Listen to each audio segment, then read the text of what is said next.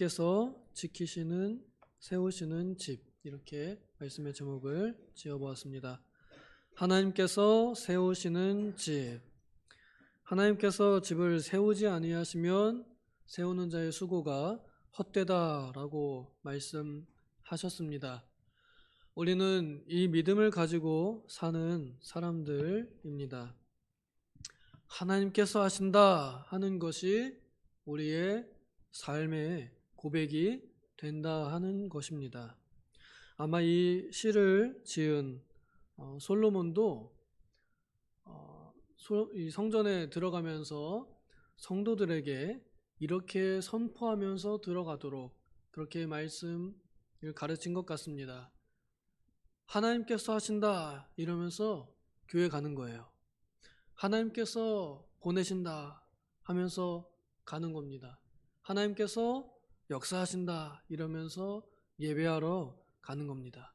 그러니까 예배자들의 마음가짐, 예배자들의 예배 태도는 이런 마음가짐을 가진 것이라 할 수 있겠습니다. 하나님께서 하셨으니까 된다, 된 거다. 그리고 하나님께서 하시니까 될 거다 라는 겁니다. 그럼 그 반대로는 하나님께서 안 하시면 소용없다. 하나님께서 안 하시면 사람이 아무리 노력해봤자 소용없다. 힘이 없다. 라는 것 또한 아는 것입니다. 그래서 우리 성도로 하여금 헛된 인생을 사는 것이 아니라 의미 있는 인생을 살도록 가르쳐 주시는 것이죠. 헛된 인생이란 하나님 없이 하는 것이 헛된 인생입니다. 전도서, 그것도 솔로몬이 지은 이 글인데, 사람이 헛되고 헛되며 헛되고 헛되도다 라고 하잖아요.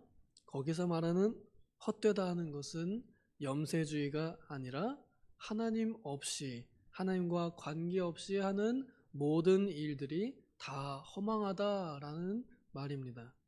그러면 그 반대로 한 번 사는 인생이 의미 있다라는 것은 뭐예요? 하나님 안에서 하는 일들은 의미 있다, 가치 있다, 그런 말입니다. 우리 인생이 7, 80 이 정도 가고 인생의 자랑이 수고와 슬픔뿐이라고 모세가 말합니다. 그래서 죽을 때쯤 되면은 하는 말이 나 그만큼 고생했어.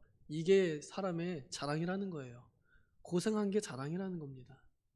그래서 나 뭐하고 살았나?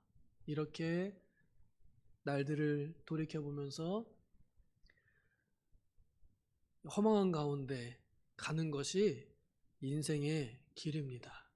그런데 그 가운데서도 헛되지 않았다라고 말할 수 있는, 자랑할 수 있는 것이 있다면 그것이 바로 하나님께서 나에게 하신 일, 이것은 헛되지 않다.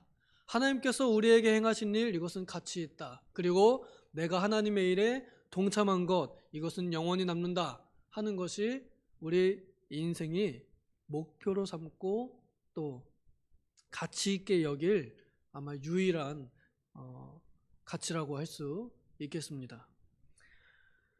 하나님께서 세우시고자 하는데 그것을 막을 사람이 없고요. 그 다음에 하나님께서 허물고자 하시는데 그것을 막을 사람이 없습니다.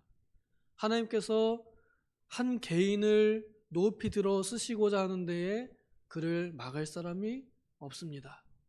대표적으로 우린 구약의 요셉과 다윗을 그리고 욥을 알고 있습니다. 욥의 형제들이 얼마나 요셉이 형제들이 얼마나 이 막내를 싫어하고 시기해서 그냥 아예 죽여버리려고 땅까지 파가지고 그냥 파여있는 바땅이군요. 참 구덩이에다가 막 던져놓고 사람이 아무리 짓밟으려 하고 사람이 아무리 누르려고 해도 하나님께서 세우시고자 하면 막을 사람이 없습니다. 그래서 결국엔 요셉이 형들보다 더 위로 올라가서 그가 꾸었던 그 꿈이 이루어지게 하셨습니다. 그의 형들이 그의 앞에 와서 머리를 조아리게 하셨습니다. 하나님께서 하시는 일을 요셉은 직접 보았고 경험했습니다. 그리고 다윗도 얼마나 많은 세력들이 다윗을 끌어내리려고 했는지 우리는 이 역사서를 봐서 알고 있습니다. 심지어는 자기 친아들까지도 자기 목 따러 막 군대 끌고 옵니다. 정말 폐륜적인 일을 겪을 만큼 다윗이 절박함이 아주 상당했습니다. 그 전에는 장인어른이 자기를 죽이려고 했었거든요.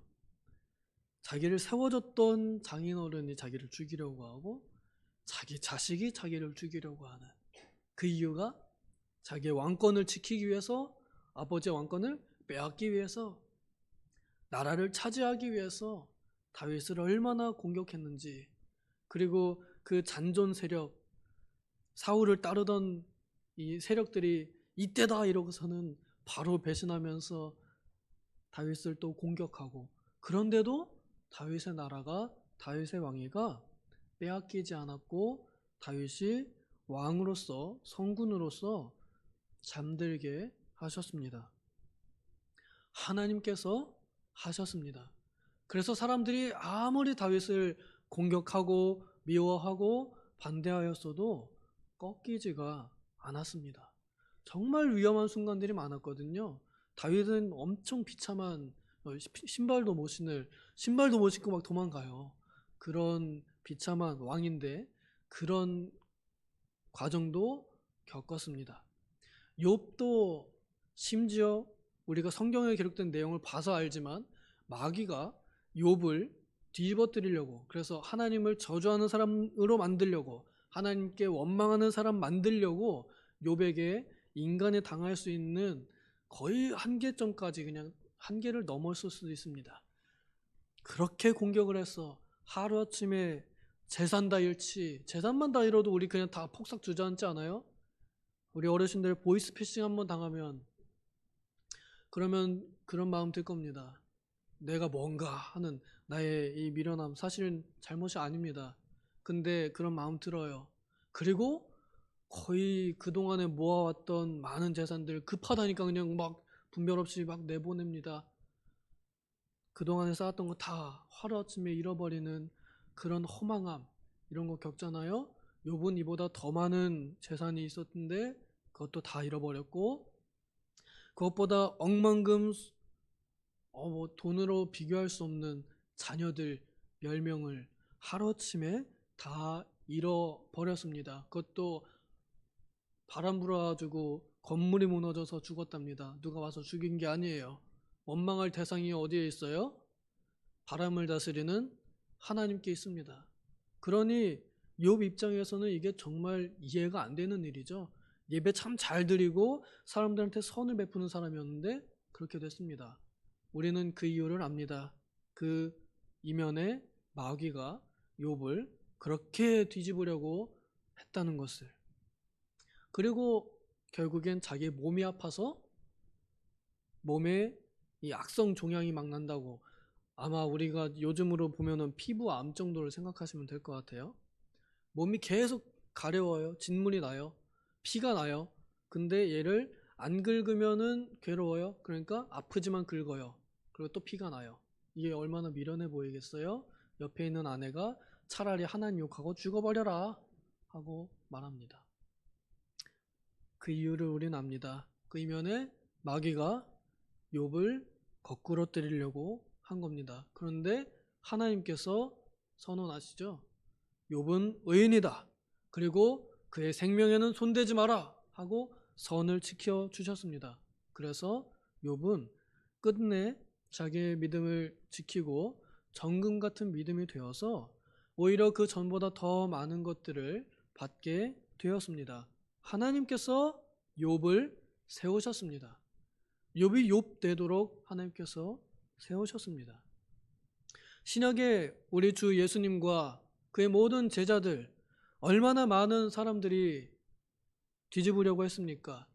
우리 예수님만 해도 못 박으시오, 못 박으시오. 그래서 정말로 못 박혔습니다.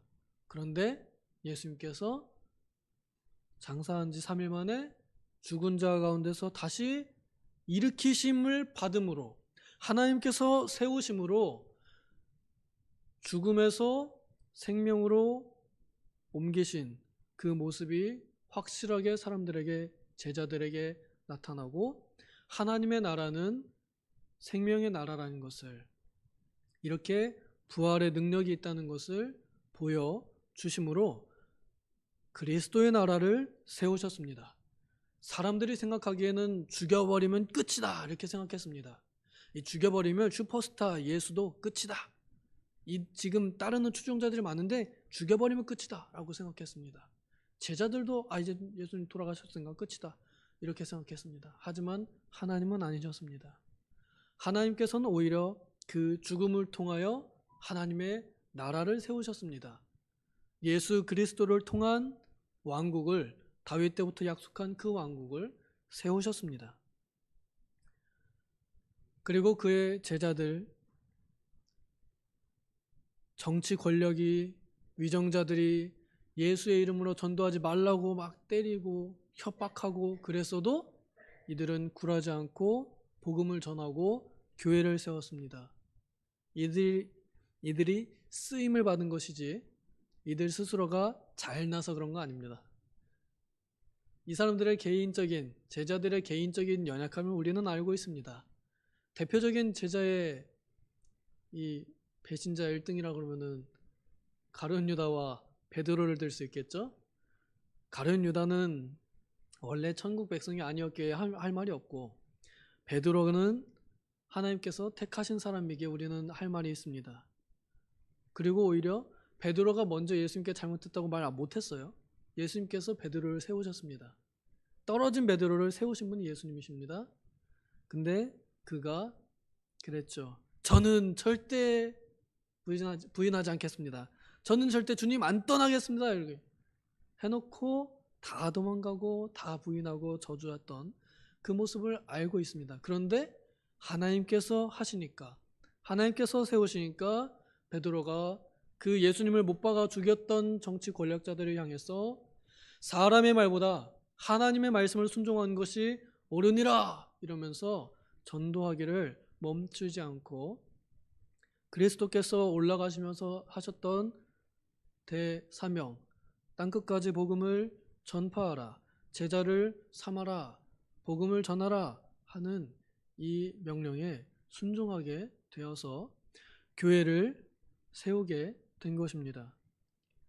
하나님께서 세우시면 막을 사람이 없습니다.